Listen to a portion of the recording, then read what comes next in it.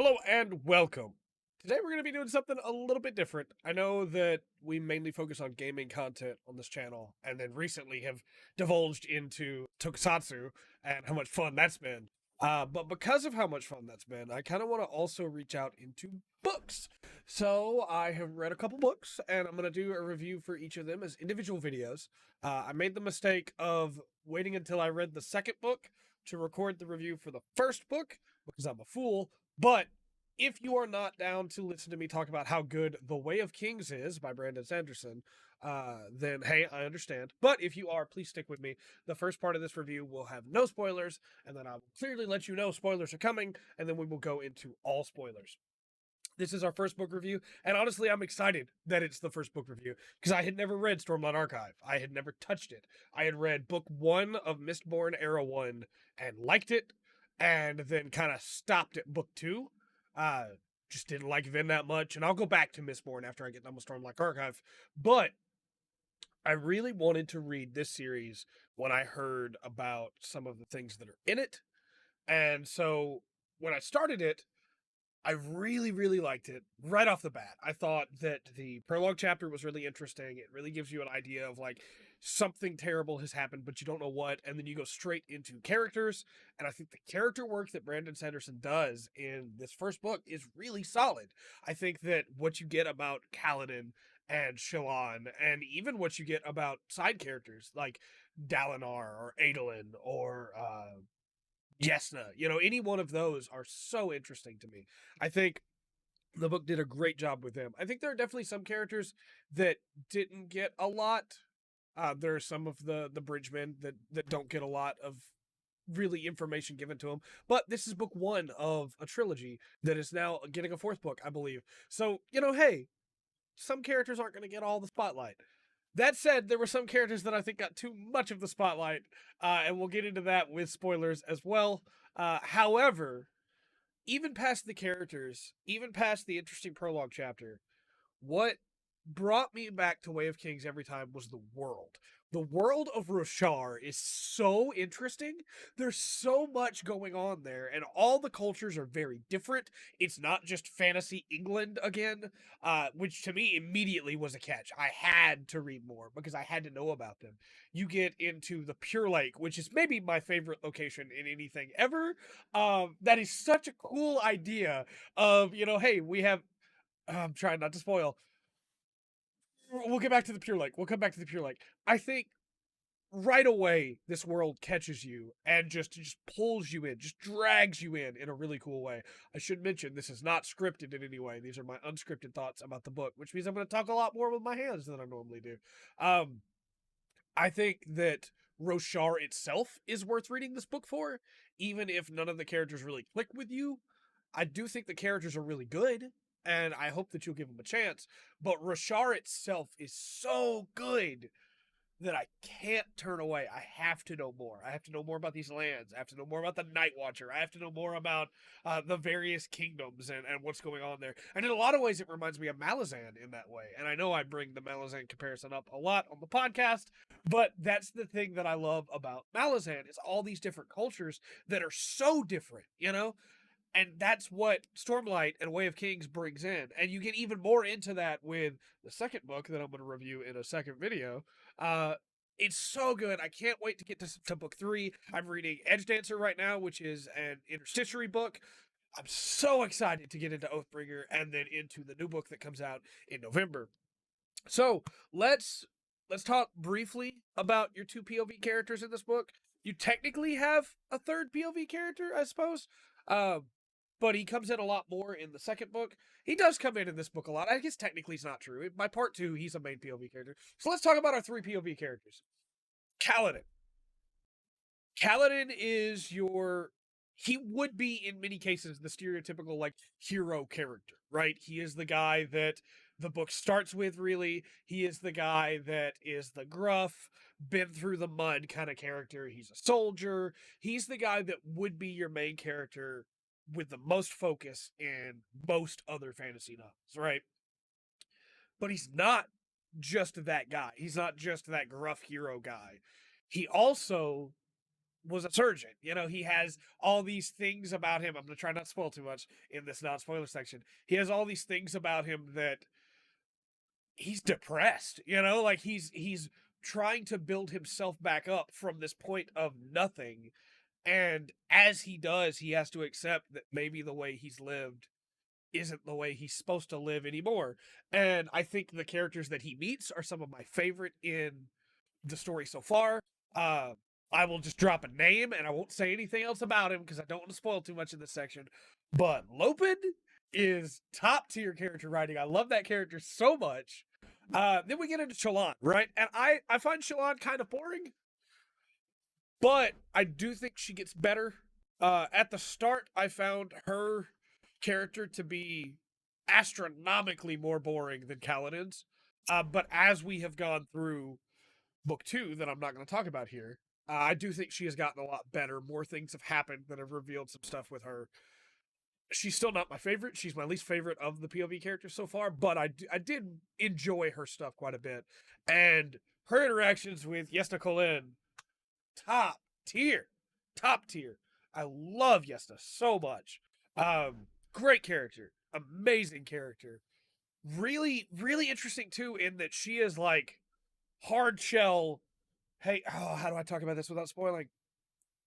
She is very dedicated to her path, but is also willing to hear arguments, which is so interesting. You don't get that often in fiction. You know, normally people are either easily swayed or they can't be swayed at all. Whereas Yesna is just like, yeah, no, I'll listen. You're not going to convince me, but I'll listen, sure. And she asks a bunch of questions about morality that I find really interesting. Kind of wish she had just been the POV character, but sure, it's fine. It's fine.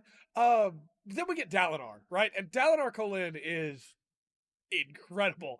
That is a great character. He's nuanced in so many ways. He's okay. Without spoilers, Dalinar is incredible. He's great. You should read Way of Kings. You should read Stormlight Archive. I'm going to come back to Dalinar because I have something big I want to talk about with Dalinar. One last thing to try and get you to read this book, because it's really good, and I've already talked about how cool the world is. I've already talked about how cool the cultures are. I've already talked about how good the characters are. The high storms are such a cool element. So in this world, high storms come in at set times. They come almost around the world. It's theorized. We don't know for sure yet. But they come through, and so they always come from the same direction. And so the world has built up in such a way, as it would have to be able to counter this. The grass goes back into the ground. The trees, some of the trees can just fall over so they don't get destroyed in the high storm. And because the high storm energizes spheres, I'm trying so hard not to spoil things. It's like a required thing, but also it's this terrible thing, and you don't want to be caught out in it. So the culture has evolved around, we need to be able to get to protection. We need to be able to get to safety. And so cities are close together. You know, there's gaps where there's just nothing, but you can cross it if you're quick enough between the high storms. And it's just so interesting the way it all comes together with there. And the last thing is shard blades and shard plate. So in this world, they have weapons called shard blades. And a shard blade is a sword that you can summon. It takes 10 heartbeats to come to you out of mist beside you. You summon it to your hand, and it cuts non-living material. And if it touches a living material, it severs the bond to that limb. So the limb is just dead, but it doesn't actually cut the arm off. A second cut could then cut the arm off because there's no life in it. It burns people's eyes out. They're such cool weapons. It leads to so many cool and interesting fights in these books. Very, very cool weapons. And the shard plate itself is like an armor that makes the person more. It's almost like Space Marine armor if that was just what you were handed and you didn't get any enhancements, which would probably kill you, but you know, it's fine. But it also, like, you can separate pieces of it. It's powered by the spheres. There's so much good about this world. Brandon Sanderson has put so much work into the world itself. And if you love world building and you love lore, these books are already going to be a hit for you. If you just love good characters and you love good action, these books are going to be good for you. If you just enjoy a good read, I think it's paced out very well, I believe. Second book has some pacing problems I'm going to get to, but also makes up for it in a big way. But I do think Way of Kings, it's just a fun read on top of also being really, really good when it comes to world building, when it comes to lore, when it comes to character work, when it comes to character relationships, character interactions, how everything ties together. I think all of that is incredible. And this is a great book. You need to read it. Now we're going to go into spoilers because I'm going to spoil the crud out of this. Dalinar Kholin might be one of my favorite characters ever. And I want to talk about why, because Dalinar, I have a huge thing for guilt, right? I think a guilty conscience, a guilt complex that a character has can lead them to do great things. And I love a good character that made a mistake and feels like they have to make up for it. And Dalinar let his brother die. Not on purpose, but because he was drunk.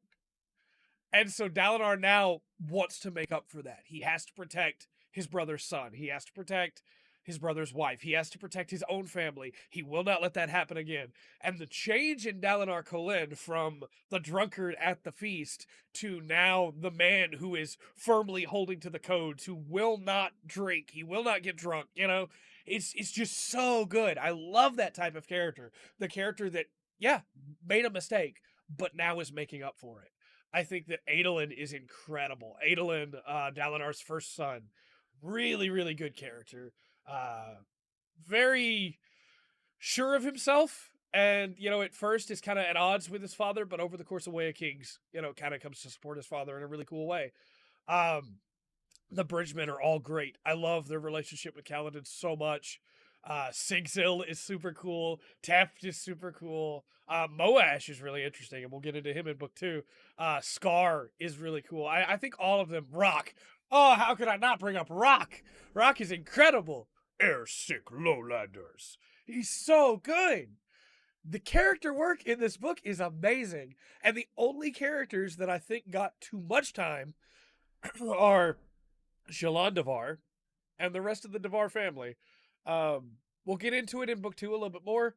I think that Shallan's character in the first book in Way of Kings is really not interesting until the second half of the book when things start happening with her and Yesna, and then she becomes more interesting to me. She's still my least favorite character out of all of them, but I did find her far more interesting by the end than I did before. Lastly,